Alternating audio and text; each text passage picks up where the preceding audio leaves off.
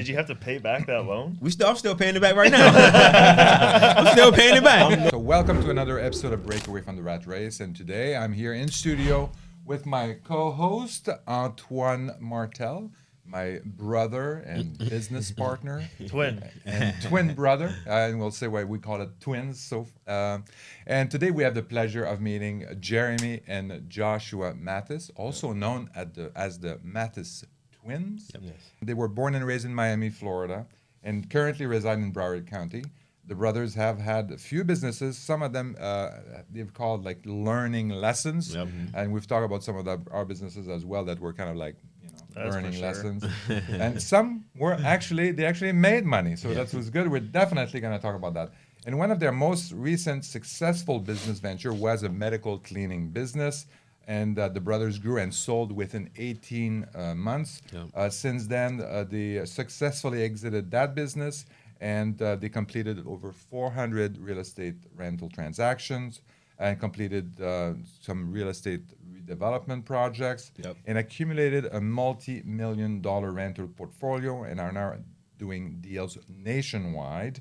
And they are proud dads, philanthropists, and investor with a mission to inspire the world and create 1,000 millionaires. Yes. That's a bold goal. Nah, definitely. So Jeremy, Joshua, long intro, I know, but thanks for having welcome us. to the show. Hey, thank you guys for having us. We Thank you so much. appreciate it. You know, for those that are watching, Jeremy is the colorful one, and then Joshua is the one with the plain t-shirt. I wanted to help the audience out. Everybody say how you tell us Exactly. You know Jeremy is the loud one. I'm loud. Speak loud and I dress loud. So I like to keep it simple. You see, you have everything for everybody, so that's perfect. Correct. So tell us about kind of like your experience. I mean, you're definitely like very successful entrepreneurs.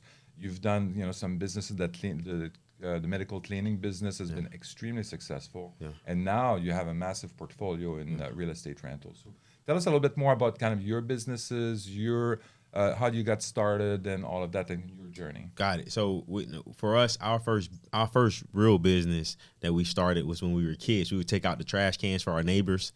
We made a little bit of money there, and then that turned into really knowing that we want to be entrepreneurs. So we want to go out and make money.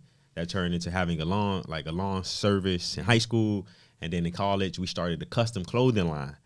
We put life savings and some student loans up to $20,000 into that business, and that business failed. We at that point we didn't give up. We just pivoted, and then we started doing promotional marketing. So printing logos for companies and organizations on hats, T-shirts, things like that. So we was doing that, and then we met a guy who eventually became a mentor. We did really well on the project he gave us to do, and then he said, "Listen, guys, like let's figure out a business." So we started that medical cleaning company. We grew and we sold that business within 18 months, and then that got us started into investing in real estate. So we got started investing in real estate 6 years ago. To date, we've done 450 plus transactions. Our rental portfolio is worth a couple $1 million. We have a team now, like 9-10 people in our investment firm. So we're doing okay.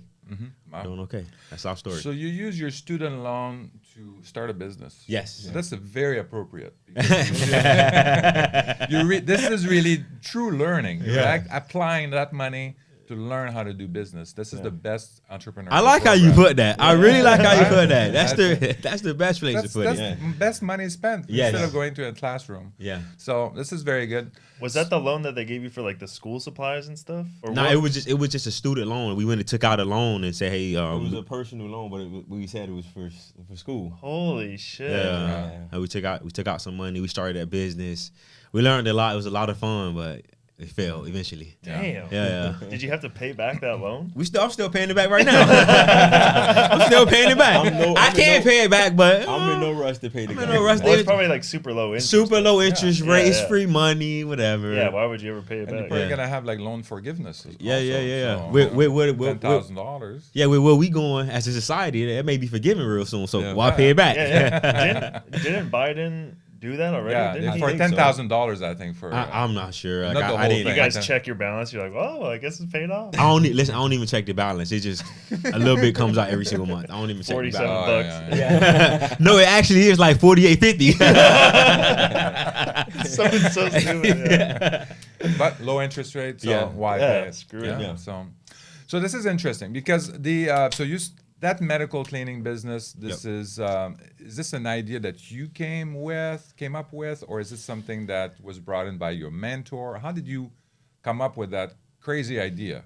Our mentor actually came to us with the idea. Okay. We, at the time, we had the promotional marketing business, and we was trying to grow that, and we did okay with that business. And our mentor was like, "Guys, you're playing small ball. Let's do something real."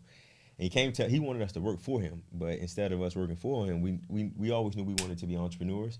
And he was like, "Guys, let's start a business together." And he saw a need in the marketplace because his core business was based around the medical industry. Okay. And he said, "Hey, here's the biggest problem that we hear, which is these offices are super dirty.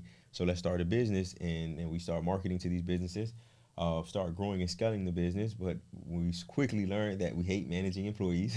Okay. So from the reason we sold the business is because in 18 months we hired and fired 29 people. Oh wow. Yeah, it was just high turnover, Oh my low God. margin. Every other month, somebody comes in and say, "Hey, Yeah. I could do it $50 cheaper than what we could." So you get cut, you get undercut by pricing, and then we ended up selling the business. But the good thing about that story that he didn't tell you though was when our mentor eventually called us, because at that time, like I said, we had worked for him, we had did some projects for him, and we did really well. He wanted us to come in and be employees. We knew like we wanted to be entrepreneurs. Yeah. Like I remember being young, I'm going to own McDonald's franchises. Like Yeah. I always saw myself in business. He called us. He was like, "Hey guys, man, every week for like 7 months, you guys need to come work for me." Then eventually one day he said, "I know you guys are not going to come work for me. Come work with me." So we said, "Okay, what do you have in mind? We're gonna start We're gonna start a cleaning business." Hung up like, "Nah." Call me back like, "What are you doing?" I always taught you got to listen to every opportunity in its entirety so that you can understand exactly what it is. Once he broke it down to us, like, "Hey guys, these offices are dirty. We can charge a little bit more because we're going to be cleaning just 2 or 3 more pieces of equipment that the regular cleaning company won't be able to clean. So we can charge a premium. We're going to grow. You guys are going to prove the model, and then we're going to go and franchise the model." Once he said franchise, that really got our wheels turning and said, "Let's do it." And we did that business really for money, not because that's something that we actually like. And then it quickly turned into like, when you know how people say so cliche, do it, follow your passion, follow your passion. Cleaning wasn't our passion, and it became evident quick. We wanted to get out really quick. So, but I'm not a big proponent of follow your passion. I think if your passion doesn't make money, right, well, you make that a hobby. You have to find a business that's going to make money, and then you can follow your passion after that. But if you're lucky enough that your passion is also something that makes money, right, then that's great. I mean, definitely follow that. Well, yeah, if you're I have the same story with my bracelet company. I mean, when I was in middle school, I was like importing stuff from China, selling it to kids at school. In middle school? Yeah. That's In middle school, I was his first investor. and I was doing all that stuff, and then I started I just was like flipping everything you can find on Alibaba and selling it to kids at school. But like you said though, but I wasn't passionate about selling a silly like jewelry I don't even wear jewelry or anything like that.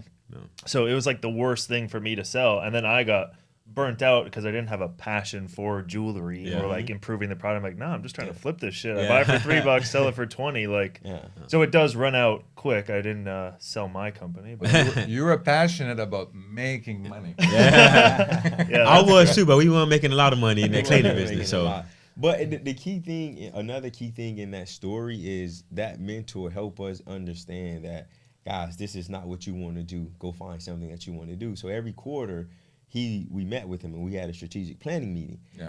And I'll never forget, it was the quarter leading up into the new year. And he was like, "Guys, we're in there, we're telling him about the business, all our issues." And he stopped us and he was like, "Guys, you hate this business, huh?" And we was like, "Huh?" He's like, "You hate the business." And we looked at each other and he was like, "Yeah, we really do hate the business." So it was like, sell the business. And at the time, we were 22, 23. Oh, I didn't my know. God. The only thing I knew you could sell was, a car or a house. Or I didn't know you could, drugs. I didn't know you could sell a business. So, we got our first taste of that. But the key thing is he was, we had that mentor to tell us like, "Hey, guys, you hate the business, sell it." For us, we would have probably just still been burning and churning and got burnt out with that business quick. So it was key that we had him as a mentor. Yeah, I mean, if it's bringing you down, I mean, that's another thing. But Yeah. you know. How the hell did you find him at that young? How to find him? Yeah. So in college, we each worked 3 jobs plus having the businesses. Because my mom said, if you guys go to college, I can't help you. You guys got to figure it out. So we was like working nonstop, trying to grow the business. And luckily for me, I worked in the dean's. One of my jobs was working in the dean's office in college. At our school, it was very entrepreneur driven. So a lot of entrepreneurs would come through, and they would everything. I've always been the type of person. Everything I do, I give it 150%. He would always come to the school and just see me like hustling and bustling, just doing whatever. And one day he saw me parking cars. I was in a suit parking cars in South Florida weather. 12 o'clock, noon. Wow. It was crazy. And he came up to me, was like, man, kid, I always see you. I want you to come work for me. Me being naive, like, you don't own McDonald's, you don't own Home Depot, the big brands. Yeah. I thought if your company wasn't one of the big brands, your company wasn't anything. Yeah. Just being very naive. And then he told the dean what happened. And the dean told me, like, listen, this is a great opportunity. If you don't take it, you won't work here any longer. So it was kind of, they forced me to take that opportunity.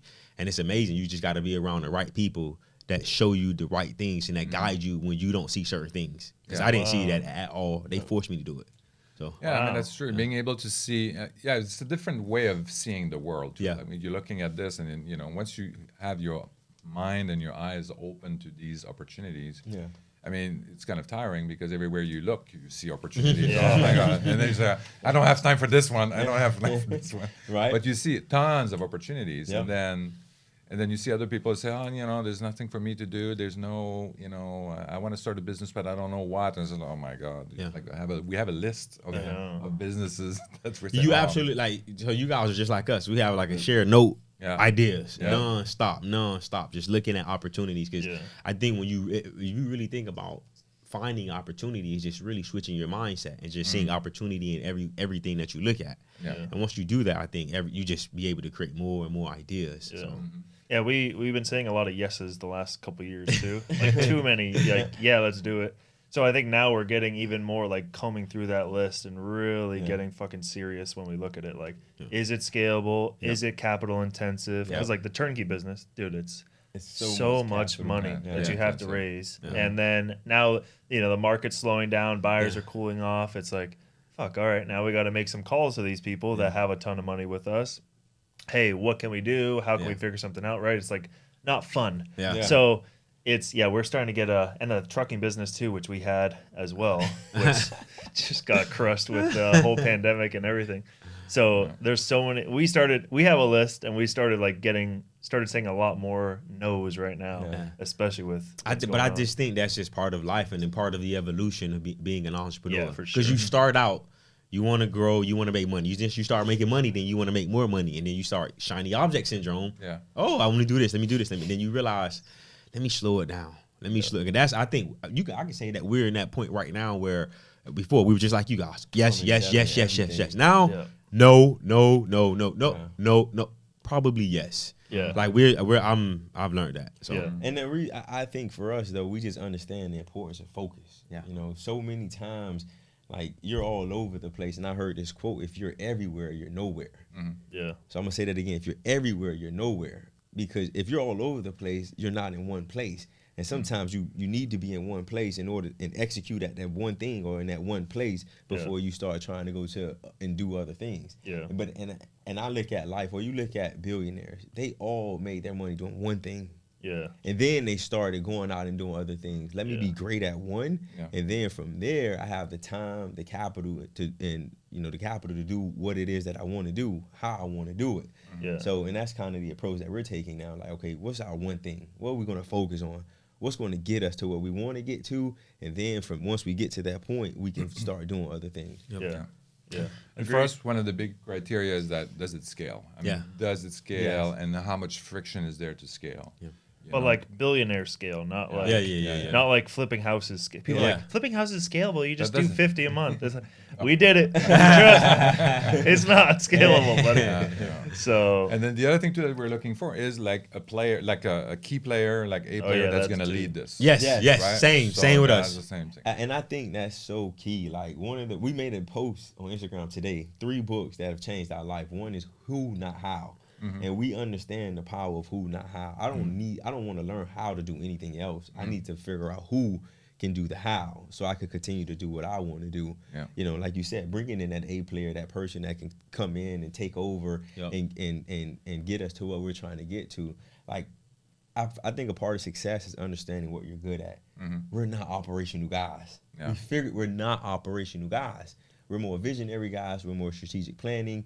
You know, he's going to come in and give you a game speech that's going to light you up and get the team going, and that's who we are, and we understand that now. So now it's understanding what we're good at and what we're bad at, and hiring for what we're bad at. Yeah. We have the perfect example was the title company that we did. Like, dude, this guy was working at Amazon, complete hustler, didn't hate Amazon. He actually liked working. I mean, a lot of people like working at Amazon, but he wanted to always like have his own company and stuff like that. He's been begging us for like talking to us for 2 or 3 years. Like, I want to be a part of you guys. Yeah.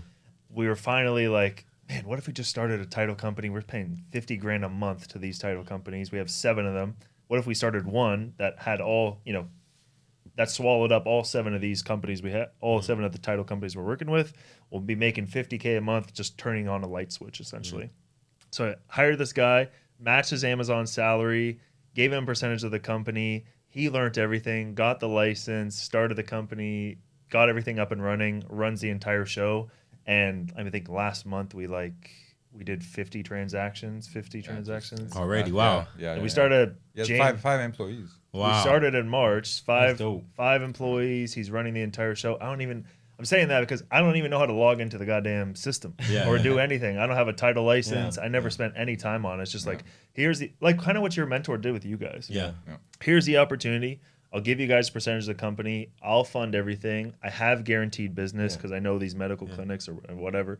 And, you know, go start it. And, like, that's, like, what we're trying to do. That guy didn't know anything about title business at all. We knew that he was a hustler. We knew he was a hustler. We knew he was a essentially A player. You didn't invest in the title business. You invested in him. That's right. But we had a problem or an opportunity and say, well, it'd be nice to have the guy that can run that. But it didn't matter about the skill set. It didn't matter that we just knew that his skill was he's gonna drive figure this shit thing. out. Yeah. So for you, Antoine, how long did it take you to realize that, okay, I don't want to be the operator? I mean, it depends on the company. Some businesses I can operate way, way better than because I feel like at the end of the day, I am like what you guys said, kind of like the visionary, setting everything up, bringing in the right people. Sometimes I need to operate a company to get it off its feet. Like this SaaS company we're doing right now, like I'm the only one that can do that. I can't hire somebody else, another who to like come and do that, because it would take too long. So I guess it depends on the opportunity that comes up. Title company where I know zero, and any other person can come in and they know zero as well. We're starting from ground level. So it doesn't matter. I'd rather give him a percentage. He goes and figures it out. And then I can run the general, not ops, but just like the vision of the company, checking the P&L, the balance sheet, making sure the accounts are funded and all that, and growth of the company instead. But I think that's how real wealth is made. You look at the guys on Shark Tank. They're not managing all those companies. It's just I have a team under me. So you get to the point where you start understanding, like, hey, here's my strength, here's what I'm good at, and then I just know how to hire really good people. And I think that's anything you want to, anything regarding business. It's not the business that succeeds or fails. It's the people that succeeds or fails. So you got to ask yourself, like, because think about it. It's Jim Collins wrote that in Good to Great. You think about these big companies that go under. You know, it's not the business itself, it's the people that's running the business. So if you want to grow and scale a great business, you need, great people. Yeah, that's true. And like the thing is too, like you look at GameStop, for example. I was watching the documentary on Netflix that just came out. But like GameStop too, like exactly who's in the company? No, they had like the perfect thing. They could have just merged everything on Toys R Us. They could have done everything online, beat out Amazon just like Chewy did with dog food. Like why did Chewy? Because they had better customer support. Okay, GameStop could have still done game trading. Wow. Like all this shit online. They could have sold all the equipment, but no, you still got to go to the goddamn store. You look at the Netflix story too. Netflix used to send CDs. Yeah. Remember DVDs? Yeah, and they and then converted. they flip. And then Blockbuster, they didn't want to do any of these conversions, and then they end up. Yeah. down But the again, drain, it goes back to what people. Yeah, Yeah, exactly, absolutely. exactly. The Who's in people it? at Blockbuster says, "Oh no, this is working for us," and not understanding that somebody needs to be the visionary and say, "Hey, this is not going to be around a long time. So what's the next phase for us?" You know, if they was, I looked at a documentary where Blockbuster had several chances to buy Netflix, and they said no. And now look, what Netflix is, and look what Blockbuster is. Yeah. Blockbuster got one store left. Right? So at the beginning, definitely, I mean, when you're in the business, like scaling up, like scaling processes, scaling all that kind of stuff is great. Great But- for who? But eventually, you need to scale You the said people. that. You said that when like the process is my head started to hurt again. But it just goes back to we know what we're good at. Yeah. It's been several times we've literally tried to sit down and put processes together, like blocked out everything and just couldn't do it because I realized that's not what I'm good at. That's not my mind doesn't work like that. Now we just eventually pay somebody, but the processes. Yeah. Well, and something else, like I think that we felt like we were on Shark Tank like the last couple of years, to be honest. Like title company, trucking company. We had a bunch of other stuff. Like my mentorship started as well, like over the last 12 months or so. Yeah. We felt like we were on goddamn Shark Tank. It was like find the person who has a company, or we have this business idea, bring the person in, they figure it out, we own a percentage, blah blah blah blah. Yeah. Oh yeah, we started Deed Path as well, which is another company that we started. A couple of blockchain things, like also. Oh yeah, that's right. Goddamn. But see, it's so much you can't even remember. But I think we started looking at it like almost like how you said, like the guys on Shark Tank, they have their, I guess you can call it like a family. We were kind of thinking of it like a family office structure. So you have like you guys who have this company, which is like your investment fund or investment pool. In that you have somebody that comes in and sets up all the systems. Somebody sets up bookkeeping, accounting. That's all kind of like in-house. And then off of that, you have all these different companies, your wholesaling business, fix and flip, hard money lender, whatever side companies you want to run, that each has their own kind of like operators. But still, the core nucleus of it is you guys, the visionaries, somebody that's really good at doing the IT, the system setup, the accounting, all bookkeeping, all that kind of stuff. That's how we started to... We're trying to get there, but then, interest rates started going up and messed a lot of things up. But So so with your so let's kind of like look at your cleaning business. You scaled that up to a certain point, even though you didn't really kind of enjoy it. I mean, you had a lot of turnover, and I thought your business was kind of like it was kind of genius because it's kind of cleaning, but it's also a little bit niche because it's medical cleaning.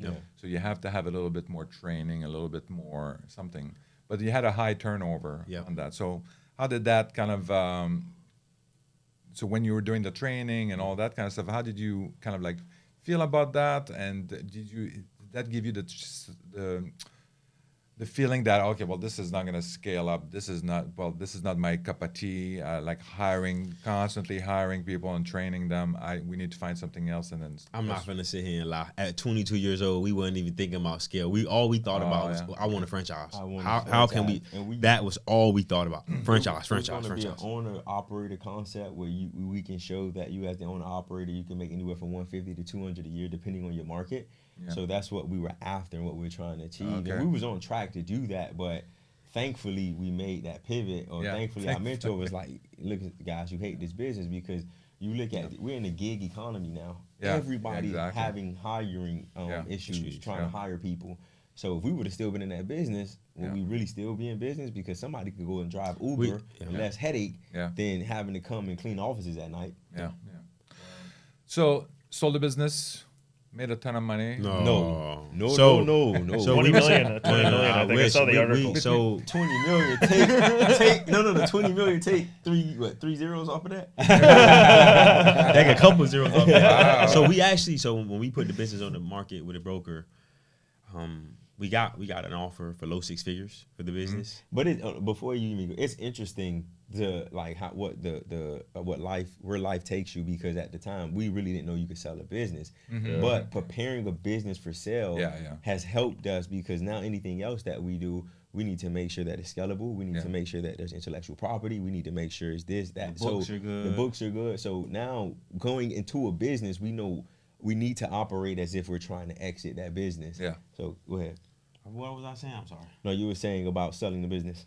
To low six figures. figures. Oh, so just somebody gave us an offer for low six figures. We thought we should have got more for the business. And a month and a half later, still waiting for the right person to come and operate the business. Once we put the business on the market, within like a week or two, we had hired our first mentor to teach us real estate. We paid them $55,000. We didn't learn anything. Then we paid another mentor $15,000, so $70,000 before we ever do a deal. We in credit card debt from paying mentors to teach us real estate. So we're trying. So at this point, the business was still running itself. We wasn't trying to go out and get more accounts. We was just trying to keep our current account happy and hope that the employees was doing what they were supposed to do.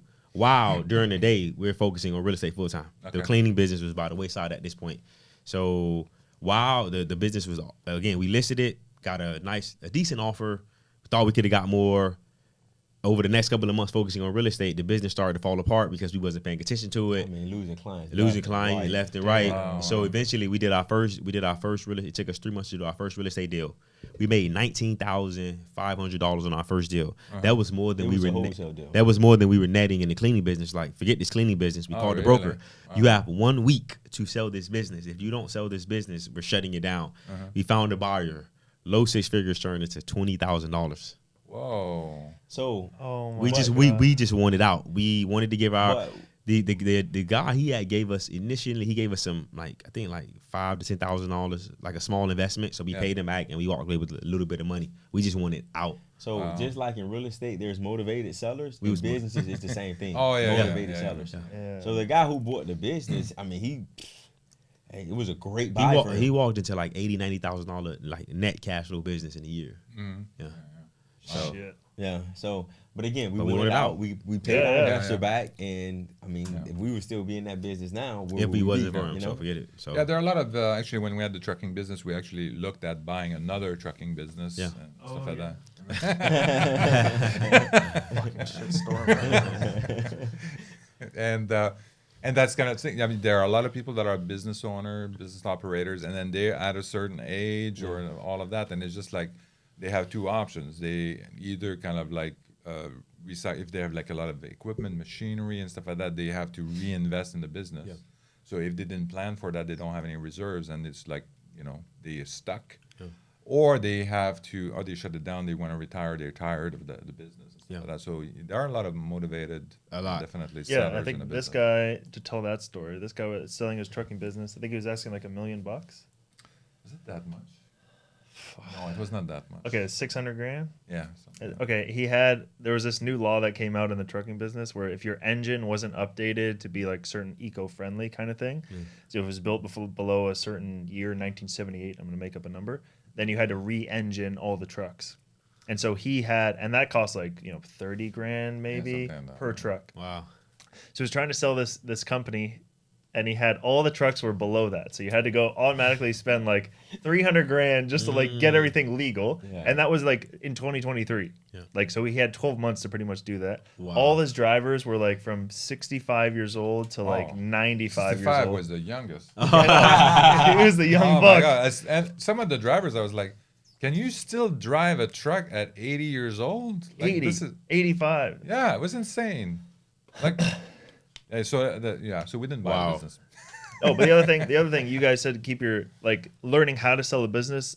I wish we had gone through that kind of process too, because that would be like a great learning experience. But this guy too, we're like, can we see your books? He's like, yeah, sure. Here you go. Everything on paper. Everything on paper. Oh single check, every single thing is just like, here's a photocopy of all my books and like dated, like signed and dated, like with a pen. Wow. And we're like, how are we gonna go through? Like, can you send it us in like Excel so we can like play with the number? Nope. Not only that, but maybe you don't know this, but then when we said we don't want to buy the business, I had to send that stack of paper like that by UPS. It cost me like over $100 or $200. He wanted it back? He wanted it back. Oh my God. So I had to ship it. I said, I said, oh no, he didn't want to reprint it again. Wow. It was like, it was insane. Wow. So, but that first deal you guys did, that was a wholesale? Yep. Yeah. When we first started in real estate, it was all wholesale. We focused strictly on wholesale. So I think for the first 18 months in, we were just only doing wholesale deals. And we were doing them on MLS. Like no off market, was just banging the phones. Oh, so you just look at a deal on MLS and then you would put them, if it was good, you would put it under contract, then you would start phoning some. Mind you, this is 2016. 2016. So it was still quite a few number of deals on MLS. So I'm not going to say it was just it wasn't like a little easier than it is today, because as you guys know, today there's nothing on MLS. But then well, we still buy things on MLS. I think it's coming back. Yeah, it's coming back into 2016. I think so. Yeah. Numbers where that's gonna open up again. I think for so. sure, for sure. But so you guys would just cold call MLS listings, and then put the house under contract, and build up a buyer's list, and kind of just flip those contracts. We wasn't even focused on building a buyer's list. And to me, this is my opinion. I think people do really. So many people are focused on building a buyer's list. Mm-hmm. Why build a list where you don't have nothing to sell? Yeah. You know, I think in business, if you have, we had that too. Remember? if you have a great product, even if you have shitty customer service, you still have a great product. So for us, our product was real estate, and we always focused on giving our buyers a great product. So anytime we sent something out on our list, we did a lot of JVs with people. But it was easy to sell because the deals got hot, and then over time we started building our buyers list. Got it. Yeah. When we got started as well, I mean, we were talking to a coach, and then he was like, if you're gonna do this, I mean, you need to have like a massive buyers list. You need to have at least 100 people on your buyers list. Otherwise, don't even start to put anything under contract. And it's like, and then we just kind of. Oh yeah, like, I remember that. Yeah, remember? Oh my god. Yeah, you have a great product. The buyers are there. The buyers are going to come. Yeah. At all times, in any point in history, somebody's buying real estate. Yeah. Up market, down market, somebody is looking to buy. So which market did you? Any strategies on the market? Just decide to local. In your It was backyard? when we first started, everything was local. We didn't go virtual and start doing other markets until like 3 years in. Mm-hmm. Yeah, like 3 years in. So for the first 3 years, it was only local. Dade, Broward, and Palm Beach County. So Miami, Fort Lauderdale, and Palm Beach is where we were doing deals. Okay. And how did you scale that up? So the first 3 years, we had no employees. Okay. So we from the bad experience with the cleaning company, we don't want any employees. That was we don't want no employees. We're gonna do this by ourselves. I mean, we were slaving. We were slaving. Yeah, we were. Slaving. Talking about 100-hour week slaving. Oh my God. But you know, when you know better, you do better. At the point, that's what we thought was the right thing to do. Eventually, hired more mentors, continued to grow and scale. We realized that we were going about this the wrong way. Yeah. So we just started hiring employees, and now the business is almost to a point where it runs without us. So you clearly defined the process for the wholesaling. Well, we paid somebody to clearly define. I know the that process. triggered you last time. The process. But I said we paid. We really did pay a consultant to come in and to do all of our processes and SOPs for us. 'Cause I was.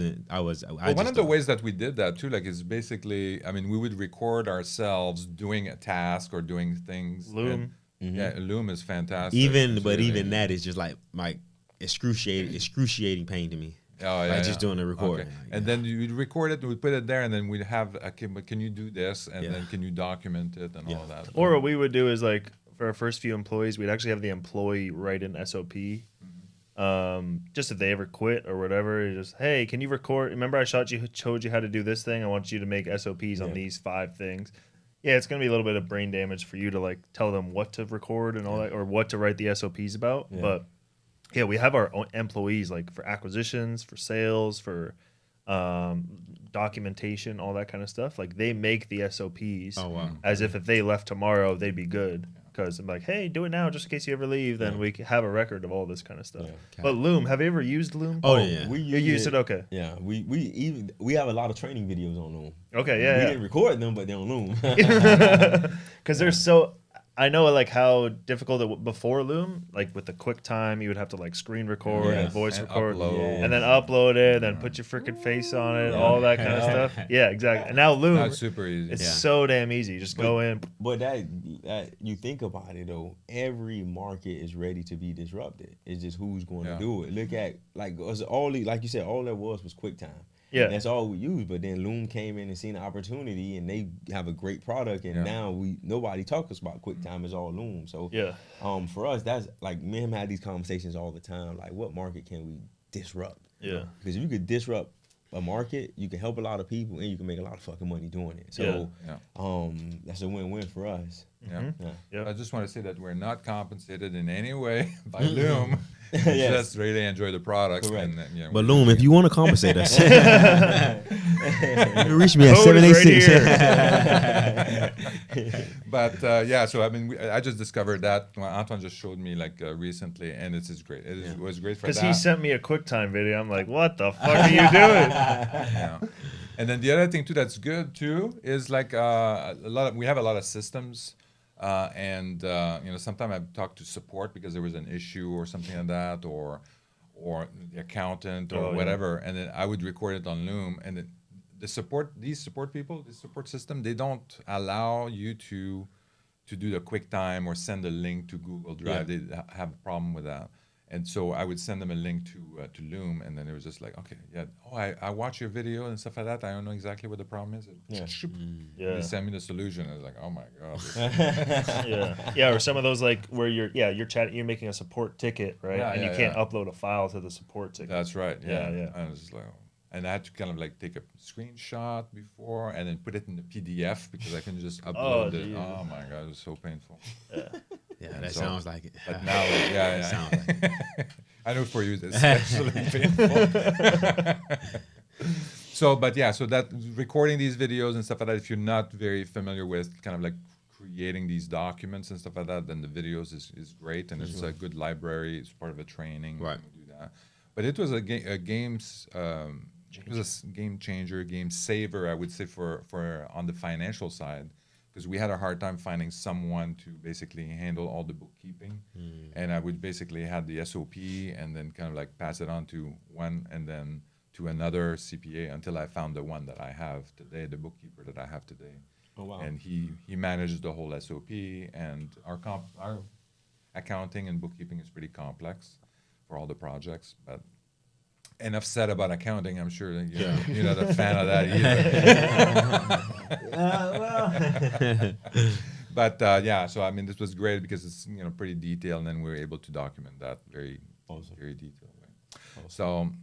So all right, so you did that, did the wholesaling and all of that, and then so it sounds like now you're doing more. You're building your own passive income portfolio, your rental portfolio. So how did that shift occur? When did you decide that you know what, this is time for us to start building our own portfolio? I think for us, we always knew we wanted to own real estate. You read the books, you hear it on the news. Most millionaires are created in real estate. Yeah. So it was always something we wanted to do. But at the time when we started wholesaling, we were dead broke. We had no money. Yeah. We sold that cleaning company for little money. We had to split that. So we always knew we wanted to own real estate. It was just at the time you got to be strategic about how you go about it. So wholesaling was little to no risk. We didn't need any money. So we got in, we started making money. Did some crazy things with the money. And then start making a little bit more money, and then you start saying, hey, let's be smart with the money that we're making and start investing into assets, start investing into cash flow. So our progression was like essentially year 1 wholesale, year 2 fix and flip, year 3 rentals, year 4 ground up development project, and the last 2 years just putting everything together and just figuring out, learning how to say no to opportunities at this point. But that's kind of that's been our progression in real estate. And really in year 3, we just turned up and started buying rentals and start realizing, okay, we need to start focusing on get some cash flow. Okay. So, but you're still doing all the other businesses, the wholesaling, the ground up development. Yep, all that. And I heard that you're kind of like nationwide now. As for all these businesses, how does that go? How do you kind of manage the growth in other states? So for us, it was the reason why we made a decision, kudos to him, was we started to see a change in the market at the beginning of this year. And we started realizing that we need to put our job as leaders is to make sure that our team can win, regardless of the market that we're in. So he came to me and let's start doing nationwide wholesaling. It was a fight, broke out. He beat me up. Then we started doing nationwide. So when we went nationwide simply because of him. Okay. And the way that we manage it is the same way you manage it in your own backyard, depending on how you have your business set up. For us, like we're not even when we were just only doing projects locally here in South Florida, we wasn't going to those projects. We had the right systems and processes set up that we paid somebody else to set up for us, and that's how we're able. We just took what we knew here and just took that on the road. It's no different, really, to me. I think the biggest thing in like when you're trying to achieve anything in life, you got to have a mindset shift. So for us, it was always, we're always taught you have to be local, you have to see it, you have to feel it, you have to touch it. And then once we had that mindset shift to say, why do we have to see it? Or how do we see it? We got pictures. We don't need to be there to get pictures. How do we touch it? We got an inspector who can go and inspect the property. So we start every excuse that we essentially came up with, we start finding a solution, and then from there we just took it into these other markets and started scaling. And when you think about it, I mean, because when I arrived in California in 2000, I mean, I was looking for rental properties, and nothing cash flowed like reasonably, unless you put a ton of money, and then your cash on cash return was ridiculously low, like 1% or something like that. So I stayed in the stock market and lost millions of dollars in there. But I'm not losing. I'm not bitter. Don't show us your Robin Hood. But the game changer was these technologies, was the phone, with the camera everywhere. I mean, and then electronic signature and all of that, and that started appearing at 2007 to 2005, something like that, and that was a game changer. That was something that now I can. And everybody had a camera. It was not so you talk to a realtor, you talk to a property contractor, and you say, hey, we need to fix this, we need to fix that. There's a problem, or you would want to monitor progress. You would get that on emails, and it was everywhere. So that was that was really a game changer for us, and that's what enabled us to go out of state, because we couldn't invest in our backyard. We had to go out for the type of strategy that we were looking for. And but I can't even imagine life like that. Like, how no phone. Like, you really think about how we grow up. Oh, yeah. Like, for us, he said 2005 e-sign. I'm like, geez, fucking, what do they do before? I'm like, well, you would send UPS and FedEx, they would ship. Oh, I guess we still do that. Everything was there. Today. So but that's damn.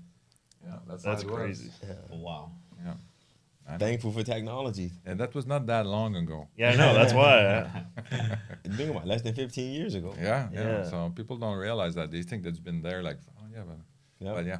So and the pictures. I mean, I know when these mobile phone came up and they have put a camera in. It's like, what are you gonna use a camera on the phone for? Your camera is for taking pictures. A phone is a phone. Why would you want it? And now it's just like have like 5 cameras on this thing. You got 500 pictures. And we need more cameras everywhere. I need more space in my phone because I got too many pictures. Yeah. So I mean, so that allows a lot of obviously different things. So scaling up, that's good. And then so things are going pretty well. And for us also, like when we started building these teams in the different cities. Having the process in place and integrating with the team and stuff like that was also something that was pretty important. How do we communicate? How do we make them an integral part of our system, our process, and what we My do? question for you guys is, how do you project manage all of that? Like, I'm rubbing my head now thinking about project managing 40, 50 rehabs a month. Yeah, so I mean, a lot of it actually comes down to the people on the ground that are kind of like managing that. But we also have like a project coordinator that's full time for us, and we don't know how he does it, but he looks at everything. He looks at every picture, and figure out rehab bid with every picture, with every line item, with how much money was sent, which next draw he approves. He then requests the money from our assistant, pretty much, who puts in the wire to be sent out as a draw. So it's pretty much project managers for every single market. There's either 1 to 3 project managers on the ground locally, managing anything from 2 GCs to 25 GCs, depending on the market. So you have the GCs, project manager on the ground, then our project manager, and then above that is kind of Eric and I managing if there's anything that comes up. But honestly, nothing ever comes up. Got it. There's a lot of like people that it goes through before some big problem gets to us, but most of the time, that guy is a stopping So point. if you can share, what is a big problem that will come to you? I I mean, doing 50 rehabs out of that's something I don't even want to do. Foundation leaking. Yeah, just big surprises where you have okay. like a 25K job and like a 5K surprise comes up. Yeah. Okay. If it's anything like 1,000, 2,000, he just automatically approves it. Yeah. He pretty much, he's really fucking good now that I think about it. But yeah, he's Thank you, Sean. yeah, thanks, Sean. He's amazing. Found him on Instagram too, which we can get in the whole social media thing too. But it'll just be surprises like that. Waterproofing thing came up. Thierry, he'll loop in my acquisition guy, be like, "Hey, Thierry, do we have the budget for an extra 5K? Hey, sales team, is this going to be okay with an extra 5K? Are we still going to be profitable?" They all get together. If they can work something out, great. If not, then they loop me in, be like, "Antoine, what do you want to do? We're going to either lose money or we have to increase rent or like on this deal kind of thing." Yeah. And then that's when I'll come in. But most of the time, it's kind of like project manager, acquisition, and sales kind of working together, those three departments to figure out if it works. And the thing that's important here is like empowering your team Yeah, to make the definitely. decision. So Yeah. you have to delegate if you want to be free. Yes. I think From the day to day, you have to delegate. You're not always gonna like the answer yeah. Right. or the solution they came up with, But yeah. because it hits you in the wallet most of the time. But you have to trust them, and then you adjust. It's crazy you say that because I texted him yesterday or 2 days ago, and I said that as leaders, the best thing we can ask our team is, "What do you think?" Because too long they would come to us Yeah. and we would give them the answer. And again, Yeah. it's just like we're feeding them the Yeah. fish. We're not teaching them to fish. Yeah. So once we change the thought process from answering the question to saying, "What do you think?" and then guiding them on their decision that they've made, that's been a game changer for our Yeah. business. Yeah. Or something else too, I time. learned from Layla Hormozy, Alex Hormozy's wife. She posted, she was like, because like the turnkey business for us, we're trying to get out of it to where it just runs itself, kind of like your wholesaling, where it just runs itself. Get out of it. I mean, you two just like run. You guys are getting out of it. Got you. Where the company, just those 10, yeah. 15 employees will just run the company. Self-operate. Self-operating. And then if they have anything, they can loop us in, but I don't want the 200 emails a day that I've been getting the last 7 years. So how do I do that? Is like what you said, like the two guys who kind of run the show is I get project manager, the sales manager, and the acquisitions manager, those three people. And they used to just come at me every single day, one question from each of them every single day. What should we do about this? This is a different scenario I've never handled before. Now I've started replying like, have you taken 10 minutes to think about what would be the best outcome for the company? Yeah. Well, no, I'm just forwarding you the message. Yeah. I'm like, take 10 minutes, think about it, Yeah. then come back to me with a couple of options that you think would be best. One thing I forgot who I heard this from. It was an entrepreneur. He said, for every one problem, there needs to be two solutions.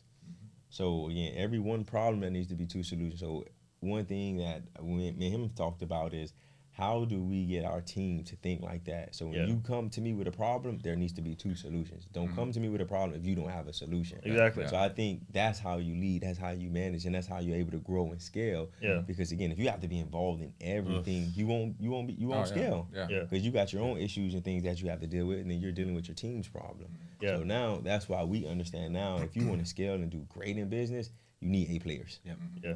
It takes And A that's players. and it's just like changing up the way I've been replying to emails. Like, it's like, what do you think? What do you think would be best? Yeah. What are some options here? Spend some time thinking about it and come back to me with a couple solutions. But I think if you go through that process, you'll know what the right answer is. Yeah. So also too, if there's like a big expense that comes up now and the project manager doesn't loop in my other team members, I'll loop them in and be like, hey, added Angelica and Thierry here. You guys figure it out. Come up with the best solution that makes the most amount of money or, cuts us the worst, right? Yeah. Where we lose the least amount of money for this property and do it. Yeah. Approved.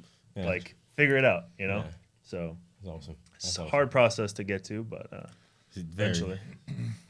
So I think so you've been very successful. Lots of lessons learned in Yes. different businesses, as we've talked about. So for the people that are listening to this, I mean, they're inspired by your stories, and we're successful and are successful today. And so what do you recommend to them? Like, how do they get started if they want to? If they're inspired by what you do, they want to do what you're doing right now, the same model. How would you how would you tell them to get started? What's the first couple of things that they should be doing? For me, I think the step one is to take action. So a lot of people think about it, but they don't take action. Mm-hmm. So, and people say, what is action? Action is whatever it is that you set out to do. So if I want to get started investing in real estate, I'm taking action by going on YouTube. I'm taking action by only following people on social media that's talking about real estate. If I have money to hire a mentor, I'm hire a mentor. For us, we didn't have money. Yeah. And this is not financial advice to nobody, but we put everything on the credit card. $70,000 in debt before we did our first deal because we're gonna bet on Joshua and Jeremy. So for us, we just took action, and that the first action we didn't get the results we wanted. The second action, we got some results, and just by taking action has gotten us to where we are today. And I would say if somebody was looking to get started, when we first started out in business and in life, I wasn't a huge proponent of mentors. Now, like, I'm a huge believer in what mentors can do. The right mentor can do for your life. You just heard, we just gave you countless stories of how a lot of mentors have been able to collapse time for us and help us to get there faster. So if I'm looking to get started in real estate, I'm trying to get clear on what it is I want to do. Do I want to wholesale? Do I want to fix and flip? Do I want to buy rentals? Do I want to buy Airbnb? That's the first thing. I want to identify what is it that I want to do. Do I want to be a lender? And then once I identify that, who's doing what I aspire to do, and do they have a mentorship program? I'm searching everywhere. I'm trying to do all kind of research, and I'm trying to find the person that's doing what I want to do, that's currently doing it. Not somebody who's talking about what they used to do, but somebody who's currently doing it, who can show receipts, who can show exactly what that is that they're doing, and I'll have a conversation with them and see exactly what the mentorship is about, and make a decision. Yeah, and I just recently came up with that realization on how important it is, because when I wrote my book, like Stop Trading Your Time for Money, I kind of had to go back to kind of like, how did I get started and why and all that kind of stuff. Yeah. And so I bought an 8-unit apartment building when I was 18 years old. Wow. I'm not gonna give the details, but one of the reasons why I was successful in doing that with no money down, because I had no money, but is that I had this mentor that was just a community college teacher. He was nothing. He was nothing. He was very smart, but he was not. You're nothing. He was not somebody special. He was not smarter than anybody. He didn't have money. He didn't have anything. Society but he managed. would say he's not successful. Exactly. And then I was comparing that with my parents, and it was just like, he's no smarter than my parents. He's no, but somehow he cracked a nut. Yeah. And then he said, and this is what he's going to do. And he was successful at it. And I said, when I met him, I said, okay, you have to tell me everything. But I had forgotten that part of it. And I thought that in my mind, I thought, I did it by myself. But when I wrote my book, I was just like, this guy was more important, more influential and impactful than I realized. Yeah. And so that's why I mentioned it. And that's why, I'm starting doing mentorship as well for the same reason. Because I know that, it's going to collapse a timeline for you. Mm-hmm. It's going to help you focus. You're not going to look at 50 different strategies. There's so many ways to make money in real estate. Your mentor is going to kind of focus on a couple of strategies that's going to work for you, for your circumstance and all of that. And they're going to also give you the confidence to move forward, to continue on the right track, and the encouragement and all of that, and answer the questions you might have. So I think it's definitely something that's worth your time and money, and to find a mentor that's going to help you do that. Yeah. But again, verify credentials, verify that, that they know exactly what you need. Right. You need them receipts, definitely. For sure. Yeah. For sure. So this is very good. And then you mentioned also like any kind of books that you would recommend that would help people to get started in real estate. I know you mentioned like I don't have a real estate book specific, but a book I recommend to everybody is called The Energy Bus. It's by John Gore, and it's an easy read. I read it at least once a year, and it gives you 10 principles that you can apply to your life and your business. Mm-hmm. So like surrounding yourself with the right people, staying motivated, staying disciplined. But they give you stories based around the principles. So that's a book that I always recommend to people. Well, that sounds good. Any kind of like systems, program, software that beside Loom? For us, we don't use anything special. nah. There's nothing really special. Okay. The CRM system is a CRM system. Okay. Some is better, some is not. Yeah. Same with texting platforms. We've used all of them, or email platforms. To me, they're all the same. Yeah. Yeah, it's not like anything's better than the other to me. Okay. Like, we've used a few of them. They all do kind of the same thing. Okay. So So you're pretty flexible, but Yeah. But you're saying a CRM is something that's important. no, not really. I No? think As you scale. as you scale, but I think, man, people just need to go out there and try to figure out, how do I get a deal? Yeah. I think we try to figure out, okay, what CRM system I need to use. Yeah. What do I need? Go out and figure out how to get deals, and Get the everything deal else. first, then. Everything else falls into place. Like I tell Yeah. people all the time, you don't need money to do real estate. If you have the ability to go out and find deals, your life is set. Because if you know how to find deals, everything, and you're a little bit resourceful, you'll know how to go out and be able to find the money to get the deals funded. Yeah, that's right. So And how are you guys finding deals right now? everything we do right now is on inbound marketing.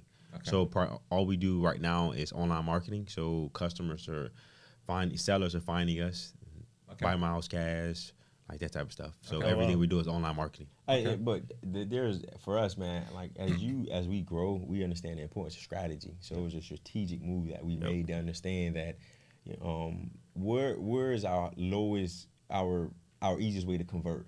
So we start thinking at the bigger picture. There's a lot of turnover in our industry. Why? Because, man, I got to talk to when you're cold calling and you're texting, I got to talk to 50 people to get one deal. Yeah. So we reverse engineered the business. We want to scale the business and remove ourselves from the business. So how do we do that?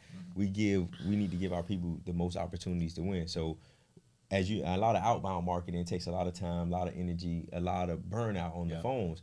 The inbound stuff, from cold calling, it was 1 to 50, 1 to 60 to get a deal. Yeah. The inbound stuff, you're talking about 1 to 8, 1 to 13 is what we're averaging. Online marketing. So it gives It's our not cold team calling anymore. It's like a warm lead that's coming. correct. It's warm, people that want to sell. So that's how we've transitioned and said to ourselves, like, just how do we set this business up long term for success? Another thing that we did was we wanted to be able to do deals anywhere. When you do cold calling and text messaging, you have to go out and buy data for specific industries, for specific places. Right now, if I wanted to just target a specific area with online marketing, I can target the entire United States, or I can say, you know what, buyers are buying right now in Alabama. I need to set up shop in Alabama and start targeting Alabama. And it's an easy switch because it's not like I got to stop buying data or go buy more data. All I'm saying is, hey, Google, I don't want to market across the United States anymore. Yeah. I just want to market right now in Alabama or wherever we want to market.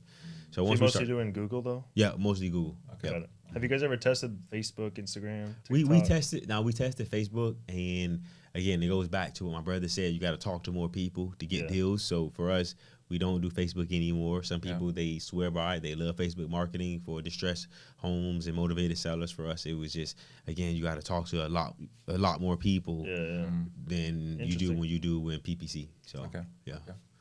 And then, so how many leads or how many wholesale deals do you do per year right now? Right now, how many we have on the board? Right now, active, we have about 22 deals on the board. Right now. That we're working on. And again, that was another thing. It was easier to scale. Before we went nationwide, we'll probably have maybe 10 on the board. Yeah. But now we're consistently having 25 on the board at all time, whether that's being assigned, or being worked Between on. like 18 to 25 Okay. at a time is where we at right now. Per At a month. time? Okay, per month. So Yeah. that's 20, 400 deals a year? No, that's not 400. Okay. How many? So But it's we just started doing like that Well, scale I this can't year. multiply. I'm assuming there's 20 months in a year. Yeah, Jesus. Yeah. So No, but So we just started doing volume like that once we went nationwide. Okay. When we were just doing deals locally, you're talking about between 5 to 12 deals a month. Okay. As far as like when we're doing deals in just Florida and North Carolina. Yeah.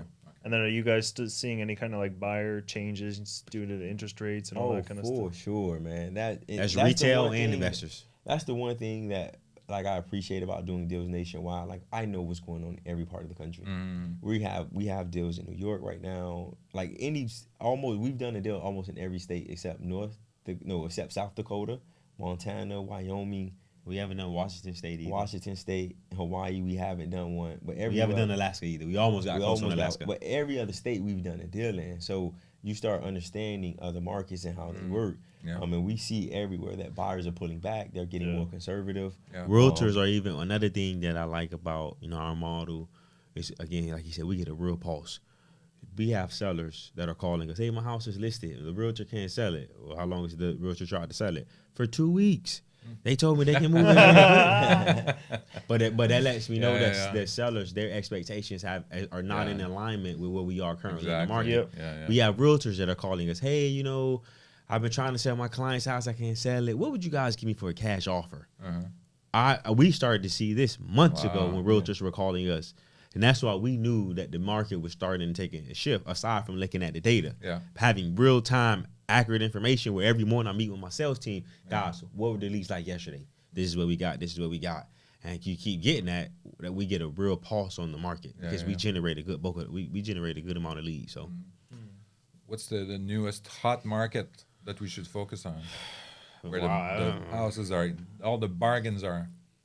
I haven't It hasn't been one specific. So we're not doing a lot of deals in one specific market. It's just spread out. So you got one in Pennsylvania, one in Ohio, 3 in Kentucky, couple in New York. And they're spread out across the states too. It's not just one specific market. But then for that, how are you finding like you get a brand new deal in New York, how are you getting the buyer's list? So again, bro, it's a mindset shift. You don't need a buyer's list. Like for us, you were talking about technology and how it's transitioned. For us, it's like we figured out how technology can make our business easy. So one, as you know, there's softwares like PropStream or Batch Leads where you can go on and pull data of the cash buyers in that market. So that's what we do. We'll pull the data, we'll call them, we'll text them and say, here's the deal. But the best way and the easiest way that we've been able to find buyers is on Facebook. Going on Facebook group. So if there's a deal in somewhere in New York, I'll go on Facebook, I'll join that Facebook group and I'll say, hey guys, I have this deal 123 Main Street in Chickamauga, New York. I never knew that place existed. We're doing a deal there. And you start finding out who's buying in that area, and then a realtor says, hey, I have a buyer. Wholesaler says, hey, I have a buyer. So along with us calling buyers that have bought in 1 mile radius of the property, Facebook has been a game changer for us. So, but one thing he said was like not needing a buyer's list. It goes back to, you guys are building a buyer's list. I think for us, we've always had that approach. Why am I building a buyer's list when I don't have anything to sell? If we do know people that get into this business and they do build the buyer's list and they sell other people's deals for them. But for me, we never wanted to build a business like that where I have to depend on Antoine and hopefully he sends me his deal so that I can sell them. Vertically integrated. I want to control every part of the process so that I'm not relying on anybody else to be able to make money. It's how we think about it. So I think one of the reasons what they wanted you to go after find the buyers first, or at the same time, was to have an understanding of what their needs were. So if somebody's saying, well, I want to have like a house, minimum square footage is this is what I'm looking for, then you can kind of go and hunt for that something. Yeah, but my problem with that is, imagine if there's 1,000 buyers buying in this one zip code. You got to talk to 1,000 people to see what they want. Oh yeah, for sure. Whereas, I think if you cast a wide net, you're gonna be able to catch something. At least in my mind. So that's how we look at it. And then are you guys worried about wholesaling business in general? I think you'll be able to get a shitload more deals, but are you still able to find buyers? Do you think the buyers are just gonna get fizzle out? I don't think so. It's again, there's always a buyer. You just got to know what they're buying. So one thing that we have, been doing also is just when we're talking to buyers, hey, what are your thoughts on the market? Where do you see the market going? Are you looking to buy? And my team is having that conversation. They're bringing it back to me and saying, hey, buyers are still buying, but they want X amount of discount off the price. Real estate is an asset that everybody in this country wants. Black, white, it doesn't matter what color you are. Somebody wants to buy that real estate. There's always going to be a buyer. So for us, it's just about understanding what the buyer wants and giving them what they want. So we reverse engineer. I run our dispo. So I'm talking to dispo and saying, hey, what are we hearing on the phone? What are buyers saying when we send out deals? And they give me that information. I come back to him and I say, hey, we need to change this up. We need to underwrite this way. Or maybe we need to start getting more creative on how we do these deals. Okay. You feel like the buyers or the investors are kind of like they're hitting the pause button and then they're waiting for the right moment to bounce back in the market? I don't know, because there's quote unquote real buyers in every market. So think about it. You guys are doing 50 houses a month. You guys are real buyers. You're running a full business. You can't just shut down your business. So that's how it is in other parts of the country, where there's another guy in that town buying 25, 30 houses a month. Maybe he slows down a little bit. Maybe he's not so aggressive on his purchase price, but he still has a business to run. Yeah. Are you guys still buying like rentals right now? Or are you holding off? If it makes sense with the interest rate, but I don't know many renters that you can buy in high price environments and still be able to cash flow what we want to cash flow per door. We are looking, but we haven't been able to buy anything. When the last time we bought something? This year we had bought something early this year. No, I know this year, but what, 3 months ago? Because we would typically buy, like at one point we was buying something often. It's been what? We didn't buy nothing last quarter. Yeah, we ain't bought nothing last We quarter. bought nothing in the third quarter. That's not because we're not looking. It's just Yeah. it needs to make sense for us. Are you looking only local? Right now, yes, but that's changing though, because like I was telling him, I literally had this conversation last night with our insurance guy, and I had a conversation today with a That's broker, what I was going to talk about. where we are looking for a different market. Buying in Florida, I think, is going to be very difficult. I think the people that are purchasing in the last 6 months shit is going to hit the fan, because now we had this big storm. Yeah. You purchase at a 3 to 4% cap rate. Your insurance is going to double when it's time to renew. How can you still cash flow when you already made not the best buy at the beginning? So that's one thing that nobody's talking about as far as what's going to happen with insurance in Florida. For us, we need to find a different market, because I don't know what it's going to look like. We had a conversation last night. It was very scary with our insurance guy. Very scary conversation. Wow. So I posted about that a couple days ago on IG, and people didn't believe me. I was like, a couple $100,000 house in Florida, you're gonna have like $8,000 a year in insurance. No, seriously. Yeah. Okay, see, they say people were commenting like, bullshit, $300,000 house, $8K. I'm like, just wait. Yeah. Just fucking But that's wait. surprising though, because I mean, it's not like this is the first time there was a hurricane in Florida. Yeah, but they want to get their money. It's not just hurricanes, it's rising tide. Is that, It's a lot of other things that people are not talking about, but primarily it is the hurricanes.